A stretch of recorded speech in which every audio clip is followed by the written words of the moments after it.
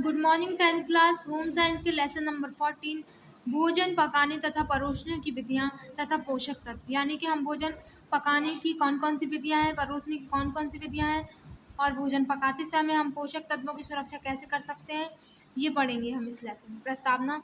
प्रत्येक गृहिणी के लिए भोजन पकाना एक अत्यंत सरल कार्य समझा जाता है। भोजन पकाना वास्तव में एक कला है।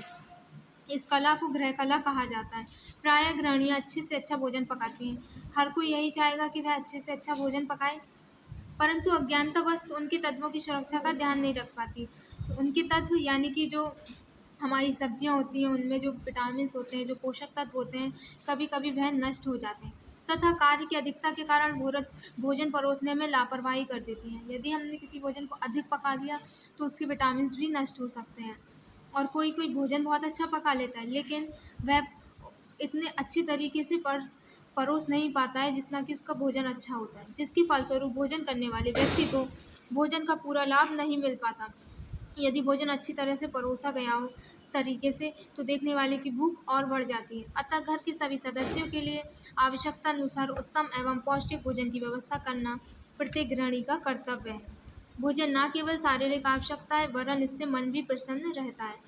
रुचिपूर्ण ढंग से किया गया भोजन सर्वाधिक आनंददायक होता है। यदि व्यक्ति को भोजन अच्छा लगता है, वह मन से करता है, तो वह 2 की जगह 4 रोटियां खा लेता है। लेकिन यदि उसका भोजन अच्छा नहीं बना, बेस्वाद बना, तो वह 1 रोटी खाकर ही उठ जाएगा।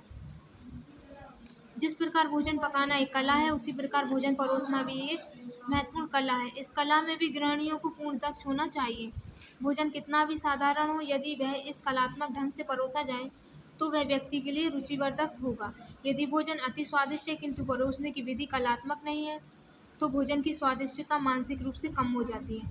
विशेष ढंग से परोसने पर भोजन रुचिपूर्ण बन जाता है। यानी कि अगर हमने अपना भोजन को बहुत अच्छा बनाया है, स्वादिष्ट बनाया है, तो हमें उसी तरह से अच्छे तरीके से भोजन परोसना चाहिए।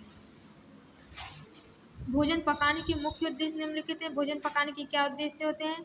खाद्य सामग्री को सुपाच्य बनाना, यानी कि जब हम उसे ग्रहण करें तो वह आसानी से पच जाए।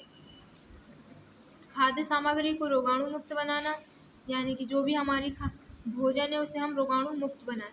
खाद्य सामग्री को स्वादिष्ट बनाना, स्वादिष्ट होगी तभी हम उसे ग्रहण करेंगे। खाद्य सामग्री को आकर्षक रूप प्रदान करना कि देखने वाले का मन ललचा जाए।